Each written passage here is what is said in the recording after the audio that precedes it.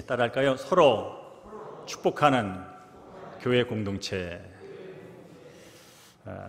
저는 어제 아침에 새벽에 이제 아내와 두 아들과 함께 부모님 댁을 갔다 왔습니다.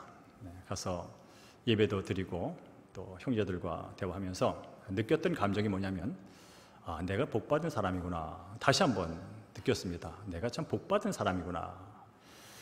특별히 성도님은 평소 살아갈 때 스스로 나는 복받은 사람이지, 나는 복받은 사람이야, 혹시 이렇게 생각을 하며 사는 편이십니까? 아니면 난 지지도 복을 받았어, 아이고 나는 왜 이렇게 박복한 거야, 그런 마음으로 하루하루를 살고 계십니까? 사실 이 질문에 대해서 답은 객관적이지 않습니다. 주관적입니다. 각자 주관적입니다. 이 질문에 대한 어떤 기준을 놓고 여러분에게 대답을 요구하는 게 아닙니다. 그냥 스스로 내가 살아가면서 나는 복받은 사람이지. 이것은 아주 주관적인 거예요. 근데 저는 주관적으로 저 스스로에 대해서 나는 복받은 사람이다 하는 생각을 늘 하며 삽니다. 그러다 보니까 행복해요. 내가 복받은 사람이다 라는 생각을 하니까 행복해요. 저는 98세 된 아버지, 93세 된 어머니, 정말로 100세를 사시는 분들인데 여전히 살아계셔서 저와 저희 자녀들 위해서 기도하는 것, 그런 여전히 내가 부모의 살아계심 속에서 중보 기도를 받을 수 있다는 것이 복이고요. 그리고 옆에 있는 아내와 자녀들 그리고 형제들이 함께 믿음 생활을 할 수 있다는 것이 복입니다. 왜냐하면 이 주제가 공통 분모가 있어서 그렇습니다. 공통 분모, 우리 형제들 만나면 예수 안에서 얘기가 일어납니다. 거기서 끝납니다. 그리고 서로를 축복하고요, 서로를 격려하는 그런 모습이 있어서 있다라고 하는 생각을 하게 되고요. 그러나 무엇보다 진짜 내가 복받은 것은, 제가 이제 1대1이라든지 할 때마다 늘 그런 말을 합니다. 내가 진짜 복을 받은 건 내가 예수를 믿게 됐다는 거예요. 내가 예수가 믿어진다는 거예요. 그리고 내가 믿어질 뿐 아니라 지금 이 시간뿐 아니라 내가 영원까지 이렇게 영적인 면에서 그것이 연결되어 받아들여진다는 거예요. 영원 속에 오늘을 산다고 하는 것이 이게 보통 일이 아니라는 것을 저는 깨달으면서 내가 구원받아 하나님의 자녀로 살아가는 그 신령한 복, 우리가 예배서 묵상할 때 신령한 복, 구원받았다는 것이 얼마나 큰 복인지 그걸 늘 생각합니다. 그리고 나서 또 오늘 이 시간을 말한다면, 오늘 추석 명절임에도 불구하고 이렇게 또 함께 한 자리에 모여서 예배하고 찬양하고 함께 축복을 나눌 수 있는, 교제할 수 있는 우리 대형교회 성도님들이 있다는 것이 저는 큰 복이라는 거죠. 그 목회자에 있어서 뭐가 복입니까? 함께 예배할 수 있는 성도님이 있다는 게 복인 거예요.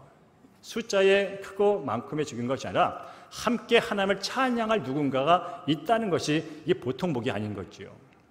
더 나아가서 저는 부족하지만 목사거든요. 목사가 해야 할 일이 많아요. 그 중에 뭐가 있냐면 성도들을 축복하는 일입니다. 그래서 성도들의 이름을 부르면서 새벽마다 기도하는 거예요. 이런 남을 위해서 기도한다는 것은요, 내가 행복한 일이에요. 그래서 성경에도 주는 것보다 받는 것보다 주는 게 복되다, 그런 말도 있지만 어쨌든 간에 누군가를 위해서 사심없이 그저 내가 믿는 하나님에게 복을 빌고 그들이 잘 되기를 원하는 마음을 갖고 날마다 말을 한다는 것은요, 이게 보통 일이 아닌 거예요, 여러분. 근데 제가 그런 일을 하고 있고, 제가 성도들을 축복할 수 있는 권리를 갖고 있고 의무를 갖고 있다는 거예요. 제게 주어졌다는 거예요. 제 어떤 뭔가 타고나서가 아니라 하나님이 그 일로 나를 불러줬다는 거예요. 그러니까 저는 늘 복받은 사람이다 이렇게 생각을 하게 되면 마음속에 기쁨이 올라오게 되는 것이죠. 그렇습니다. 이 시간 우리 옆분에게 이렇게 축복했으면 좋겠습니다. 주님의 이름으로 성도님을 축복합니다. 한번 해볼까요? 주님의 이름으로 성도님을 축복합니다. 자, 영어로 해볼까요? 영어로 God bless you. God bless you. 하나님께서 당신에게 복 주시기를. 자, 영어로 한번 해볼까요? God bless you. May God bless you. 그렇습니다. 여러분, 남을 축복한다는 것은요, 참 복된 일입니다. 그러니까 입에서 어떤 언어가 나가느냐에 따라서 그것이 나로 먼저 즐겁게 만들고요, 나를 먼저 세우는 거예요. 근데 다른 사람을 축복한다는 이 말은요, 다른 듣는 사람도 기분 좋지만 그 말하는 내게 큰 은혜가 되는 거예요. 내가 무엇이간데 다른 사람을 축복하며 살 수 있는 인생이 됐는가. 사실 내 인생 내 하나 간수하기도 어려운 인생인데 내가 어떻게 하나님을 믿고 또 정말 낯선 사람들에게 그분의 복을 비는 그런 자리까지 왔는가. 이건 참으로 복된 일이죠.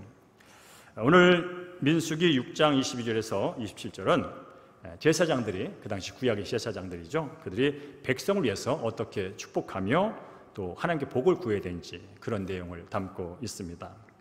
그래서 오늘 이 본문에 나오는 축복 기도는 하나님이 들으시고 응답하시는 아주 능력 있는 기도가 됩니다. 왜냐하면 이렇게 기도하라고 누가 말씀했냐면 하나님이 직접 말씀하셨어요. 너희 이렇게 기도해, 그러면 내가 들어줄 거야. 그게 바로 민수기 6장 22절에서 27절까지의 말씀이죠. 하나님이 이렇게 하라고 말씀하셨고 그렇게 하면 내가 들어줄 거야 한다면 이보다 강력한 기도는 없는 거예요.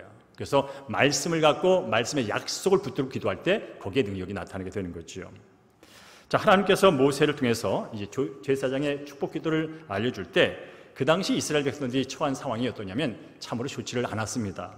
그들은 이제 애굽을 나와서 광야길을 가고 있는 시간이었습니다. 여러분 아는 것처럼 광야는 척박한 땅입니다. 그야말로 하나님께서 지켜주지 않으면 한 달 한 달 먹고 사는 자체가 힘든 그런 여정입니다. 마실 물도 찾기 어렵고요, 삼시세끼 먹을 음식이라든지 곡식을 얻기도 힘든 상황들, 그리고 불뱀이라든지 정갈이라든지, 그리고 너희들 우리가 사는 곳 못 지나가 하면서 있는 대적들, 그곳을 살아가는 것 녹록지가 않은 겁니다. 한마디 말로 위험이 곳곳에 도사리고 있는 그런 장소에서 오늘 이 축복의 기도가 주어진 겁니다. 그야말로 하나님의 도움과 보호하심이 정말로 필요한 환경에서 이 말씀이 주어진 거죠. 그렇다면 지금 오늘을 사는 나의 환경, 지금 오늘을 사는 우리의 환경을 돌아볼까요? 사실 우리의 환경도 광야 못지 않습니다. 인생 자체가 겉으로 볼 때는 화려해 보이고 문화적으로 뭔가 휘황찬란 같지만 우리 내면의 삶과 내면 속으로 돌아보면 얼마나 척박한지 모릅니다. 얼마나 힘든지 모릅니다. 천재지변으로 일어난 각종 사고들, 오늘도 우리 권사님 기도했지만 천재지변, 이거 어떻게 할 수가 없어요. 어떻게 해석이 안 돼요. 그런 일들, 그리고 전쟁, 우크라이나, 왜 자꾸 전쟁을 일으킬까? 그 무고한 생명들이 그저 하루하루 정말 사라져가는 그 안타까운 현실들, 그리고 각종 사고와 문제가 우리 삶을 늘 조여오고 있고 끊이지 않고 있는 게 사실입니다. 그래서 마음 편히 살기가 어려운 상황이 바로 오늘 우리가 살아가는 현실이죠. 그렇기 때문에 우리가 할 수 있는 것 여러 가지, 이 어려움들을 안 만나고 극복하기 위해서 열심히 애쓰는 것도 중요하지만 또 한편으로 우리는 이 모든 것을 알고 계시고 해결할 수 있는 능력자라고 여기는 하나님께 기도하는 일이 중요하다는 거예요. 왜냐하면 우리는 하나님의 은혜 없이는 한 달 한 달 살기가 어렵기 때문에 그렇습니다. 특별히 오늘도 이 시간 말씀을 들으면서 우리가 서로 축복하는 마음을 갖고 저는 말씀 전하고 여러분 말씀을 들었으면 좋겠습니다. 자, 그러면 어떻게 서로를 축복하며 기도할 수 있을까? 오늘 하나님께서는 본문을 통해서 축복의 기도 내용 이렇게 하라고 말씀하고 있는데 이제 살펴보겠습니다. 우리가 이제 축복 기도를 하려면 먼저 기도는 대상이 있습니다. 서로를 위해서 빌지만 사실 그것은 서로에게 비는 게 아닙니다. 우리의 기도의 대상은 하나님입니다. 그러면 하나님이 어떤 분인지를 알고 축복 기도를 해야 됩니다. 여러 가지 하나님의 성품이 있지만 오늘 본문에서는 24절이 이렇게 말합니다. 여호와는 내게 복을 주시고 라는 표현이 있습니다. 여호와는, 하나님은 내게 복을 주시고. 아, 그렇구나.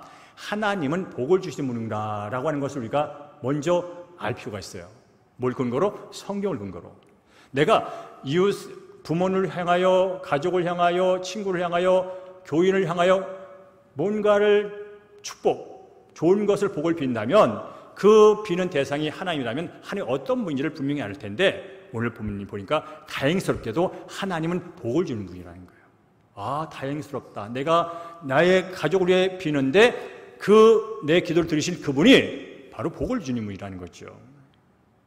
하나님은 이 땅을 창조하시고 또 그분의 형상을 따라 저와 여러분을 만드신 후에 뭘 했냐면요, 가장 먼저 하신 게 바로 복을 주는 일이었어요. 우리 함께 창세기 1장 28절 말씀을 함께 읽도록 하겠습니다. 넘길까요? 네, 시작. 하나님이 그들에게 복을 주시며 이르시되 생육하고 번성하여 땅에 충만하라. 땅을 정복하라. 바다의 물고기와 하늘의 새와 땅에 움직이는 모든 생물을 다스리라 하시니라. 아멘. 창세기 1장은 하나님께서 천지 만물을 창조하신 그 얘기입니다. 그리고 자신의 형상을 따라 6일째 되는 날 사람들을 지으시고 참 좋다라고 말씀하셨어요. 그런 다음에 좋다라고 끝낸 게 아니라 그 자신의 형상을 따라 지음받은 백성 아담을 향하여 바로 복을 주시면서 말씀하신 거예요. 내가 너희에게 복을 준다. 나는 너희 생육하기를 원해. 번성하기를 원해. 충만하기를 원해. 그리고 청지기로서 이 땅을 온전히 다스리기를 원해. 그 할 수 있는 모든 복을 내가 너에게 주어 라고 말씀을 하고 있는 거예요. 그래서 우리는 말합니다. 복의 근원은 하나님이시라고. 복의 원천은 하나님이시라고. 그래서 여러분께서 복 받기를 원하신다면 다른 데 가서 빌기도 하지만 원천에게 와야 돼요. 근본에게 와야 돼요. 성황당에 가서 빌 수도 있고 고문나무 가서 빌 수 있고 저 계곡에 촛불 켜놓고 빌 수 있고 돌덩어리에 빌 수 있어요. 그러나 그것은 피조물이에요. 인간이 만든 피조물이에요. 피조물에 불과해요.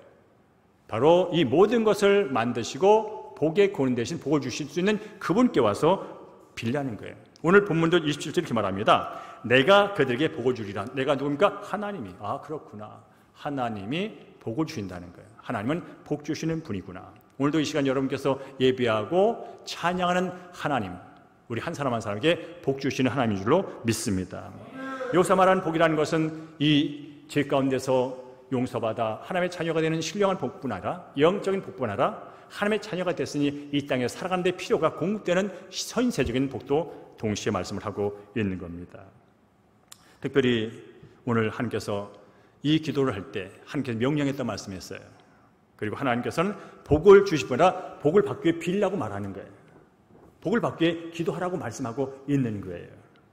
여러분, 축복이라는 단어와 복, 우리가 한국에서는 축복과 복을 혼용해 쓰긴 하지만 사실은 축복과 복은 다릅니다. 축복은 빌 축자, 복을 비는 거예요. 그럼 이건 누가 하는 거예요? 우리가 하는 거예요. 축복합니다는 뭐예요? 복을 비는 기도예요. 그러니까 나는 축복받았어 라고 말할 때 사실은 복받았어 가는 게 맞는 거예요. 국어학적으로는 나 복받았어요. 나 축복받았어요. 축복은 뭐예요? 복을 비는 걸 받았다는 거잖아요. 하나 말하면. 그러니까 사실 우리가 혼용해 써서 큰 지장은 없어요. 지장은 없어요. 다 그렇게 알아들어요. 그래도 굳이 말한다면 축복은 사람이 하는 거예요. 내가 하는 거예요. 복을 비는 거니까. 대신에 뭡니까? 복은 누가 줘요? 하나님이 주시는 거예요. 그러니까 복을 받기 위해서 내가 할 건 뭐예요? 축복하는, 축복이에요. 복을 비는 거죠. 그게 바로 축복의 기도라는 것입니다. 자, 그러면 구체적으로 오늘 서로에게 축복이 되는 말씀 배울 텐데 따라갈까요? 하나님 지켜주세요.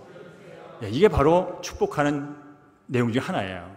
우리 함께 24절 다시 한번 쓰여 있는 걸 읽어볼까요? 시작.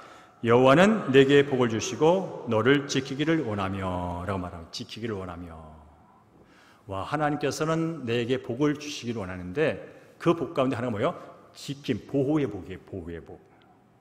이스라엘 백성들 광야길 가는 거 참으로 쉽지 않았습니다. 참으로 어려웠습니다. 그때 하나님께서 그 길을, 그야말로 광야의 길을 내주시는, 사막의 강을 내시는 그런 은혜 가운데서 하나님께서 복을 주셨고 지켜주셨습니다. 특별히 여러분, 낮에는 뜨거운 햇살 때문에 힘들고요, 밤에는 추위 때문에 떨어야 하는 그게 광야입니다. 그래서 낮에는 뭡니까? 구름 기둥으로 그들을 보호해 주시고, 추운 겨울에는 뭐예요? 불 기둥으로 그들을 따뜻하게 보호해 주시고, 그리고 많은 맹수와 정갈과 불뱀, 그리고 많은 원수 대적들을 막아주신 것, 그렇습니다. 오늘날도 마찬가지입니다. 하나님께서 그분의 자녀된 우리 한 사람 한 사람을 지켜 보호해 주신다는 거죠. 사실 건강과 물질, 가정과 직장, 사업터, 교회와 나라, 자녀들, 우리의 노력으로 지켜진 것 같지만 사실은 좀 더 들어가 보면 하나님께서 지켜주시니까 지켜지는 거예요. 여러분, 건강을 위해서 열심히 운동하고 또 물질을 쌓기 위해서 열심히 일하는 거 중요한 일이에요. 근데 어떤 분은요, 돈을 많이 벌긴 버는데 나가는 게 너무나 많아. 정말 주일도 없이 열심히 일을 해. 그래서 실제로 은행의 잔고가 올라가. 근데 돌아보면 어느 날 쭉쭉 빠져 있어. 왜 그럴까요? 이 들어온 돈이 지켜지지 않는 거예요. 열심히 돈을 벌기 위해서 채워는 놓는데 이게 어느 순간 보면 비어 있어. 뭐예요? 지켜지지가 않는 거예요. 이게 마음대로 안 되잖아요, 여러분. 건강도 그렇고 물질도 그렇고 이게 내 마음대로 되는 게 안 된다고요. 그러니까 하나님께서 내 건강도 물질도 삶도 지켜줘야 되는 거예요. 열심히 번다고 되는 게 아니에요. 번 게 잘 유지되고 있어야 되는 거라면 바로 그 수많은 것이 내 것을 뺏어가려고 오잖아요, 여러분. 건강도 뺏겨서 뭐가 동시에 나간지 아세요? 건강 잃어버리면 돈이 동시에 나가버리는 거예요. 건강만 잃어버리는 게 아니에요. 돈이 동시에 나간다고요. 그러니까 이런 모든 것들이 지켜져야 되는 거예요. 그래서 지킨다는 뜻이 뭐냐면요, 원어적으로 가시로 울타리를 친다는 뜻이에요. 가시로 울타리를 친다. 여러분, 가시로 울타리를 친다 의미가 있으면 어떤 게 연상되나요? 목장에 양들이 있는데, 그렇죠? 보호를 받아야 되잖아요. 그 이리와 늑대가 그 양을 잡아 먹으려고 계속 들어오잖아요. 그럼 뭘 막아야 돼요? 가시, 그죠? 가시 울타리를 쳐놔야 못 들어온단 말이에요. 이게 지킨다는 뜻이에요. 바로 하나님께서 우리가 살아가는 데 있어서 우리의 생명과 우리의 물질과 우리의 관계와 우리의 건강과 내 것을 계속 뺏어가려는 어떤 그 원수들로부터 그분께서 우리를 막아줘야 우리가 보호를 받는 거예요. 그래서 여러분, 성경은 오늘도 찬양 가운데 있지만 피난처 되신 하나님, 산성 되신 하나님, 방패 되신 하나님, 요새 되신 하나님, 이게 다 방어와 관련되어 있는 거예요. 보호와 관련이 되어 있는 거예요. 그래서 다윗은 바로 그가 사울왕에게 쫓기고 압살롬에게 쫓기고 정말 힘도 심을 때마다 항상 그는 어느 품에서 쉼을 얻고 보호를 받았습니까? 하나님 품에서 보호를 받은 거예요. 그래서 그 시편이 나오는 겁니다. 하나님은 너를 지키시는 자, 너의 우편에 그늘 되시니 낮의 해와 밤의 달도 너를 해치지 못하리. 이게 뭐냐면요, 낮에도 밤낮 없이 무엇인가 나를 해치기 위해 내게 달려든다는 뜻이에요. 그게 우리 인생이에요. 내 삶이 그래요, 여러분. 그럴 때 하나님께서 눈동자처럼 우리를 지켜 보호할 때 우리가 보호되는 거예요. 근데 이거는 믿음으로 우리가 알 수 있어요. 내가 복받은 사람이다라고 말할 때 이런 의미가 다 들어있는 거예요. 하나님이 나를 지켜주지 않으면 나 여기 오늘 이 자리 없는데, 그 생각이 있는 거예요. 그러니까 가슴에 감사가 있는 거예요. 하나님이 내 건강 지켜주지 않으면 나 이미 끝났어. 대학교 3학년 때 폐기력으로 피를 토해봤고, 10년 전에 갑상선암으로 하나 띄워봤고, 5년 전에 혈압암으로 항암 8차 해봤고, 재발돼가지고 세포이식해가지고 죽음의 무균실까지 들어가봤고, 이런 순간 하나 보면 와, 하나님이 끝까지 붙드시는 은혜 때문에 내가 여기 있지, 나는 복받은 사람이야 라고 하는 거죠. 그런 것들이 내 안에 있을 때 거기에 감격 있게 되고 자연스러운 감사와 찬양이 올라오는 거지요. 그러면 행복해요. 그럼 행복하고 또 두려울 게 없어요. 설령 어떤 일이 있을지라도 그것이 낳고 안 낳고가 중요한 게 아니야. 나는 이제 그분의 보호 아래 한 날 한 날 살고 있는 그런 복받은 존재다라고 하는 것을 믿어지면요, 한 날 한 날 자유롭게 살아가게 되는 것이죠. 그래서 시편 23편에서 다윗은 이렇게 고백합니다. 내가 사망의 음침한 골짜기로 다닐지라도 해를 두려워하지 않을 것은 주께서 나와 함께 하십니다. 주의 지팡이와 막대기가 나를 안위하시나이다. 안전하게 보호해 준다는 뜻이에요. 이 복이 우리 사랑하는 장로님과 권사님, 우리 성도님에게 넘칠 주임으로 축복합니다. 하나님이 보호하셔야 보호되는 거예요. 특별히 여러분의 자녀들, 정말 눈에 넣어도 아깝지 않은 그 자녀들, 24시간 쫓아다닐 수 없잖아요. 요즘 세상이 얼마나 악한지 아세요? 집에 있다고 걔가 죄를 안 짓는 게 아니에요. 인터넷, 유튜브 안에 수많은 엄청난 못된 정보가 들어있는 거 아십니까? 방구석에 있다고 집에 안 나간다고 걔가 안전한 게 아니에요. 그 스마트폰 안에 그의 감성과 그의 영성과 그의 삶을 갉아먹는 수많은 나쁜 정보들이 그를 유혹하고 있다고요. 그걸 누가 막아줍니까? 엄마의 잔소리, 엄마가 뒤에 계속 쳐다보고 있으나요? 그거 안 되는 거예요. 바로 그 안에 예수의 생명, 예수의 온전한 그 은혜가 그 자녀를 붙들지 않는 한 그들은 얼마든지 멀쩡해 보여도 속은 썩어가는 그런 위험 속에 살아간다면 그를 위해서 우리는 날마다 자녀를 위해서 기도하는 거예요. 뭐라고요? 하나님 지켜보아요 주시옵소서. 그래서 시편 117편은 이렇게 말합니다. 여호와께서 집을 세우지 아니하시면 세우는 자의 수고가 헛되며 여호와께서 성을 지키지 아니하시면 파수꾼의 깨어있음이 헛되도다라고 말하는 거예요. 헬리콥터 엄마들 완전히 애의 모든 걸 그냥 일거수 다 책임을 지고 여기 갖다 놓고 저기 갖다 놓고 각 감시하지만 그렇다고 되질 않습니다. 아무리 지키려고 해도 하나님이 지켜지지 않으면 파수꾼의 깨어있음이 헛되대. 파수꾼이 경계병이거든요. 적군이 오는 하나 아주 눈을 동그랗게 뜨고 있는데 뚫렸어. 그런 일이 벌어진다는 거예요. 나 앉았어요. 나 총 들고 눈 똑바로 뜨고 했다고요. 근데 뚫렸어. 그게 바로 우리의 인생입니다. 바로 하나님의 돌보심. 그래서 웨슬리 목사는 그런 말을 했습니다. The best thing, 그러니까 인생에서 가장 best thing, 가장 최고로 좋은 게 뭐냐면 하나님이 나와 함께 하신 거라는 고백을 했어요. 와, 이게 대단한 고백이에요. 근데 성경 곳곳에서 말씀하고 있거든요. 두려워하지 마, 놀라지 마, 담대하라고. 내가 너와 함께 한다고. 이게 바로 하나님이 함께 하시는 지키심의 복이에요. 이 지키심의 복이 저와 우리 사랑하는 대형교회 모든 성도들 위해 날마다 이루어지기를 주님으로 축복합니다. 두 번째 따라할까요? 하나님 은혜 베풀어 주세요. 25절 함께 읽을까요? 시작. 여호와는 그의 얼굴로 내게 비추사 은혜 베푸시기를 원하며 라고 말하는 거예요. 여러분, 하나님의 얼굴을 이렇게 비춘다는 것은 바로 우리 인생이요, 사실은 죄 가운데 어둠 가운데 가려진 인생들입니다. 우리가 아무리 화사한 옷을 입어도요, 우리 내면 깊은 곳에 가보면요, 어느 곳에는 어둠이 있어요. 그늘이 있어요. 힘든 곳이 있다고요. 내 스스로 이렇게 밝혀낼 수 없는 그런 한계 상황이 우리 내면 속에 있다고요. 그런데 그때 하나님께서 환한 미소를 지으시고 나를 바라보신다면, 그것을 내가 믿음으로 느껴진다면요, 거기에 새 소망과 새 생명과 어떤 것을 경험하게 됩니다. 이것이 바로 은혜라는 것인데요, 은혜는 어떤 시점에 아는 것처럼 받을 자격이 없는데 값없이 주어지는 하나님의 호의를 은혜라고 말합니다. 바로 이 은혜는 크게 두 가지로 우리에게 주어지죠. 하나는 일반 은총, 또 하나는 특별 은총. 그래서 일반 은총은 바로 오늘도 기도 가운데 나온 것처럼 공기와 햇빛과 바람과 모든 자연들, 그죠? 우리가 돈 안 내고 누리는 일반적인 것, 예수를 믿든 안 믿든 누구나 누리는 것, 그게 바로 일반의 은총이에요. 여러분 지켜함도 1시간 동안 여기에 하나님께서 공기를 다 빼가버려. 여기를 밀집시켜갖고 공기를 1시간 동안 다 빼가버린다고요. 그럼 공기가 1시간 넘는 곳에 살 사람은 하나도 없습니다. 바람, 햇빛 마찬가지죠. 물 마찬가지죠.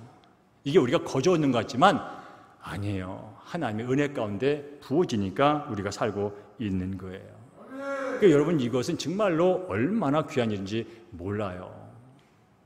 그래서 지나가는 길가에 핀 꽃 한 송이 나뭇잎 하나에도 흔들리는 그 나뭇잎 속에도 우리는 하나님의 살아계심을 경험할 수가 있는 거예요. 그러면서 여러분, 감사합니다.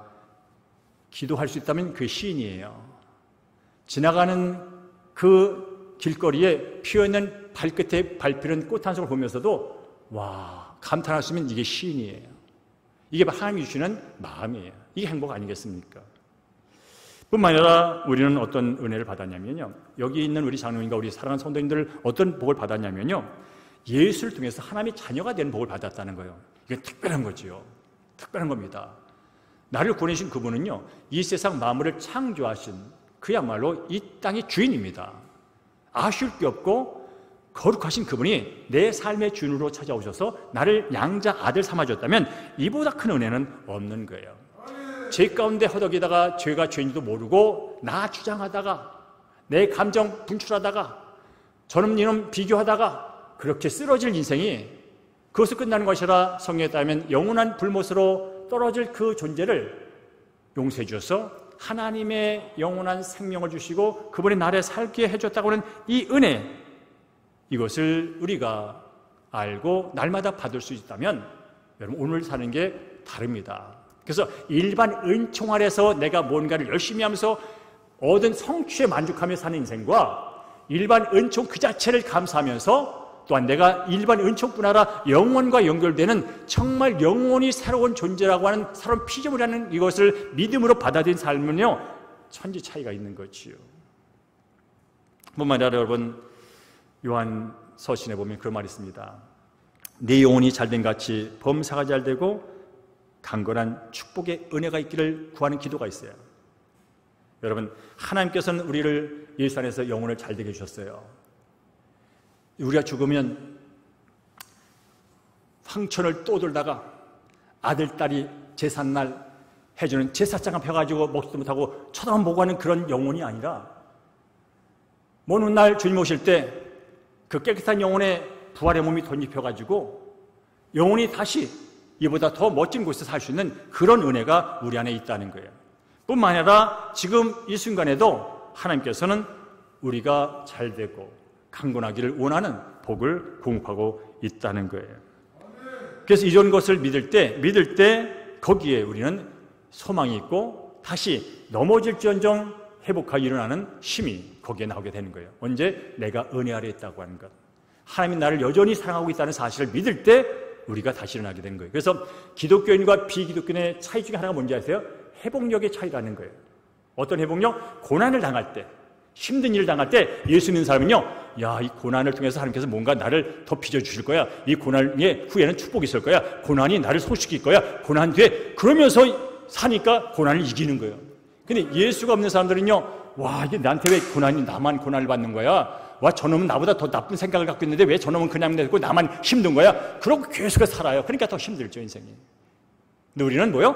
아, 이 고난 가운데 뭔가 의미가 있을 거야. 고난을 통해서 하나님을 더 깊이 하는 기회가 될 거야. 와, 나 인격이 성하고 내 통찰이 넓어질 거야. 하면서 일어나는 거예요. 이게 바로 하나님 믿고 은혜 아래 사는 사람들의 삶이에요. 그래서 오직 예수님이라는 찬양을 이렇게 말합니다.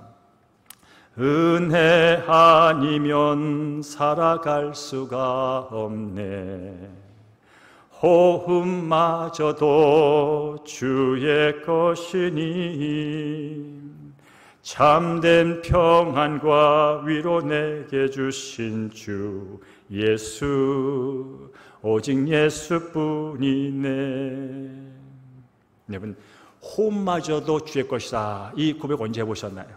와, 지금 내가 호흡을 하고 있어. 와, 기적이야. 기적이 연속되고 있어. 그런 마음을 언제 가보셨나요, 여러분? 여러분, 지금도 이 공기를 빼가고 호흡을 빼가면요, 여기 없는 거예요. 아무리 위대한 계획을 세우고 여러분 지금 어떤 인정을 받고 있더라도 여러분 호흡이 멈추는 순간 여기 없는 거예요. 그러니까 지금 내가 호흡하면서 지금 이 자리에 앉아 있어. 이게 보통 일이 아니라는 걸 아셔야 돼요. 그럴 때 여러분 감사하면 그게 행복이요. 다른 데 있지 않아요, 여러분? 와, 내가 오늘도 호흡을 하면서 예배를 드리고 친구를 만나고 가족을 만나고 일을 할 수 있어. 여전히 내게 호흡이 붙어 있어. 와, 근데 이 호흡이 내 마음대로, 내 뜻대로, 내 노력으로 된 게 아니잖아요. 거저 주어지는 거잖아요. 그게 바로 은혜라는 거예요. 그럴 때 마음은 행복할 수밖에 없는 거예요. 그래서 여러분, 예수 믿는 사람들은 행복해 보이는 거예요. 사소한 것에 행복을 느낀다니까. 그러니까 뭐요? 인생은 사소한 게 연속이에요. 뭐 큰 거 위대한 걸 찾기 위해서 노력하지만 알고 보면요, 다 작은 거 연결돼서 가는 게 인생이란 말이죠. 그렇습니다. 저는 이 시간 여러분께 축복합니다. 정말로 하나님께서 햇빛보다 그 밝은 미소로 우리 사랑하는 성도님 한 분 한 분을 지금 바라보고 계신 줄로 믿습니다. 그 미소가 어떤 미소인지 상상이 안 된다면 우리 아버지들은요, 이쁜 딸을 바라보는 여러분의 모습을 상상해 주십시오. 우리 어머니들은요, 멋진 아들을 바라보는 여러분의 미소를 상상해 보십시오. 바로 하나님은 여러분의 아버지인 여러분과 어머니 여러분이 그 자식을 보면서 바라보는 그 말할 수 없는 그 미소보다 더 아름다운 미소로 우리 한 사람 한 사람을 바라보고 계신 줄로 믿습니다. 그 바라보는 미소를 내가 받을 때 거기 살아나는 거예요. 어머니의 욱박스러운 눈빛을 바라보면 애가 더 기가 죽어요. 그러네, 내가 잘못하고 내가 미련하고 내가 부족해도 내가 성적이 나빠도 은은하게 잔잔하게 아름다운 마음으로 눈빛으로 나를 바라보면 그 아이가 살아나요. 이게 바로 예수 그리스도 하나님의 바라보시며 비춰주시는 은혜라는 거예요. 바라는 여러분, 영적으로 하나님이 나를 바라보시는 그 은은한 아름다운 자비의 눈빛을 바라볼 수 있는 여러분 되기를 주님으로 축복합니다.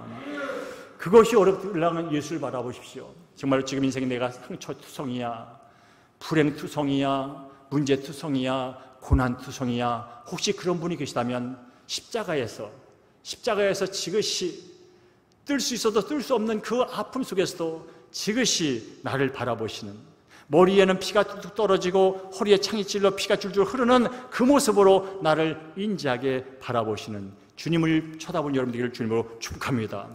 거기에 구원이 있고 거기에 치유가 있고 거기에 회복이 일어난 줄로 믿습니다. 그래서 예수가 생명입니다. 그래서 예수가 능력입니다.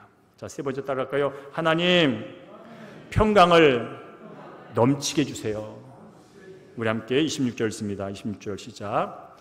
여호와는 그 얼굴을 내게로 향하여 드사 평강 주시기를 원하노라. 아멘. 평강 주시기를 원하노라. 여기서 향하여 든다는 것은요, 어떤 걸 목적을 가지고 열정적으로 쳐다보는 걸 말합니다. 하나님께서는요, 우리 한 사람을 볼 때 아까 잔잔한 미소를 가지고 아주 아름답게 편안하게 나를 바라볼 뿐 아니라 또 그분은 얼굴을 두셔가지고요, 그 목적물을 아주 구체적으로 보셔요. 이렇게 보시는 거예요. 누구를? 우리 한 사람한테 나를. 딴 사람 보는 게 아니에요. 하나님 모든 70억을 다 볼 수 있어요. 근데 70억 보니까 대충 보는 게 아니에요. 바로 70억 한 사람 한 사람을 이렇게 보고 특별한 목적과 열정을 가지고 사랑을 갖고 바라보신다는 거예요. 그게 바로 하나님께서 날마다 우리에게 베푸시는 호의라는 거죠. 여러분, 하나님께서 아까 말씀드려도 그런 인자한 모습으로 열정적으로 나를 바라본다면 뭐라고요? 거기에 우리는 그 하나님의 사랑을 느껴요. 그냥 그분이 바라보는 걸 보면서 내가 사랑을 느껴요.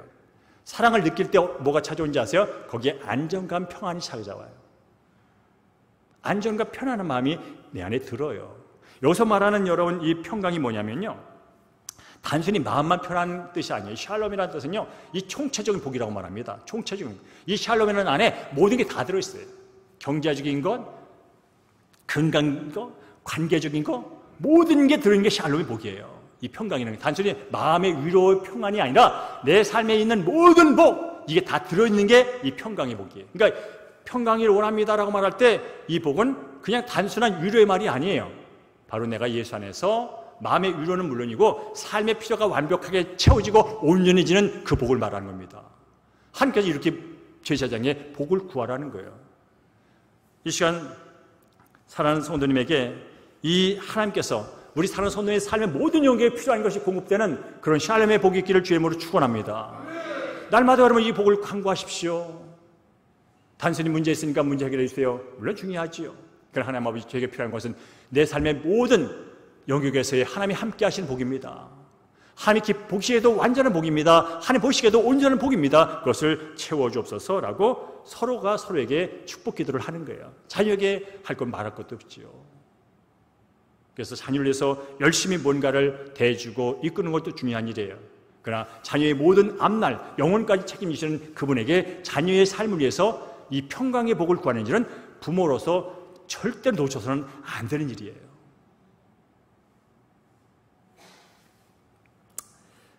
따라할까요? 예수님의 이름으로 기도합니다. 27절 읽겠습니다. 27절 시작. 그들은 이같이 내 이름으로 이스라엘 자손에게 축복할지니 내가 그들에게 복을 주리라. 아멘. 와, 이제 어떻게 기도하라는 내용이 하신 다음에 이제 이렇게 기도하래요. 내 이름을 기도하래. 하나님 말씀하신 거예요. 하나님의 이름으로 기도하라는 거예요. 이름이라는 건 그분의 성품을 말합니다. 하나님의 이름은 하나님 자신, 그분을 믿고 그분을 의지하여 기도하라는 거예요. 특별히 여러분, 기도가 응답되려면요, 늘 그런 쉬운 표현을 하잖아요. 수도에 물을 올리면 관이 연결되어 있어야 돼요. 연결되지 않은 수도 꼭지 놓고 이빨이 틀었다고 물이 나오는 게 아니에요. 연결돼야 돼요. 이걸 우리 관계라고 말합니다. 하나님께서 이 모든 위대한 복을 약속했다면 이 받을 수 있는 것은 뭡니까? 첫째, 그분과 연결되어 있어야 돼요. 믿음으로 연결되어 있어야 돼요. 예수 그리스도로 연결되어 있어야 돼요. 그래야 이 복이 흘러 들어오는 거예요. 근데 그럴 때마다 뭐라고요? 하나님의 이름을 하라는 거예요. 그분이 이 땅을 창조하시고 생사화복을 주관하시고 모든 것을 가능케 하시는 그 하나님의 이름으로 믿고 구하라는 거예요. 이것을 신약시대에 와서는 이제 예수님께서 말씀했잖아요. 내 이름으로 구해라고. 내 이름으로 구해라. 지금까지 너희가 내 이름으로 구하지 않았지만 내가 너희와 함께 했기 때문에 지금 그냥 내가 있으니까 나한테 부탁만 하면 돼. 그럼 내가 할 거야. 그럼 내가 이제 떠나. 내가 이제 하늘 올라간다고. 내가 니들 눈에 안 보일 거야. 그럴지라도 내 이름으로 기도하면 내가 시행할 거야. 내가 응답할 거야. 라고 예수님께서 말씀했다면 우리는 이제 누구를 의지하여? 예수의 이름을 의지하여 기도할 수 있는 거예요. 그래서 우리는 오늘 이것은 구약시대 제사장들이 한 축복 기도지만 우리는 예수 믿고 어떤 존재가 되냐면 왕같은 제사장이 됐어요. 그래서 우리 만인 제사장 누구든지 이 축복 기도를 예수 이름으로 할 수 있다는 거예요. 신학을 안 하든 목사가 아니든 상관없어요. 모든 하나님의 백성은 왕같은 제사장이 된 모든 하나님의 백성은 예수 이름으로 기도할 때 예수님께서 시행하시고 들어주신다는 거예요. 내 이름으로 무엇이든지 내가 구하면 내가 행하리라고 예수님이 말씀했다면 여러분 이제 지금까지 많은 내용을 구하는 것 중이에요. 근데 끝에는 반드시 도장을 찍듯이 예수 이름으로 기도합니다라고 반드시 하시라는 얘기예요. 왜냐하면 예수님이 보증하시기 때문에 그래요. 예수님이 중보자가 되기 때문에 그래요. 하나님은 나의 의와 내 어떤 자설 행위를 통해서 나를 인정하지 않아요. 끝까지 예수의 피, 그분의 공로를 통하여 이용섭이를 아들로 삼아줬고 그분에 의지하여 나를 복을 주신다는 거예요. 그러니까 우리 끝까지 예수를 붙들고 그분의 이름으로 날마다 기도를 해야 된다는 거죠. 이제 말씀을 마무리합니다. 축복 기도는요, 예수 땅에서 구원받은 왕같은 제사장이 된 우리 모두가 하나님께 드릴 수 있는 정말로 귀한 기도입니다. 하나님은 복을 주시는 분입니다. 지켜주시는 복, 값없이 내 삶의 필요를 채우시는 은혜의 복, 그리고 내가 총체적으로 환난과 고난 속에서 평안을 누리면서 살아갈 수 있는 그 놀라운 복, 그 복을 주신다는 거예요. 특별히 하나님께서 원하시는 것을 구하면 반드시 이루어진다는 거예요. 하나님이 원하시는 것은 반드시 이루어져요. 본인께서 명령하시고 약속하시기 때문에 그렇습니다. 그러니까 여러분께서 오늘 말씀을 갖고 자녀들을 위해서 기도하는 거예요. 하나님 제 아들에게, 하나님 제 딸에게 얼굴을 드사 비추사 은혜를 베푸소서 평강을 주소서. 이 말씀 누가 했다고요? 하나님이 하셨다고요. 하나님이 하신 말씀은 하나님이 책임을 지신다는 뜻이에요. 그렇습니다. 오늘 설교 제목이 서로 축복하는 공동체라는 겁니다. 교회가 뭐냐면요, 예수 이름으로 모인 사람들이 서로 축복하며 함께 살아가는 공동체가 교회예요. 누구 이름으로? 예수 이름으로.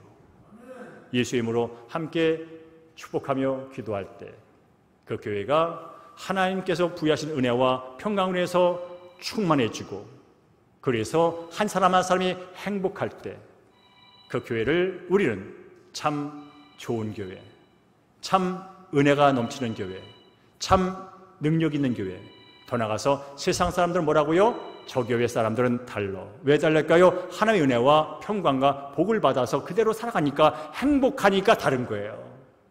행복하니까 달리 보이는 거예요.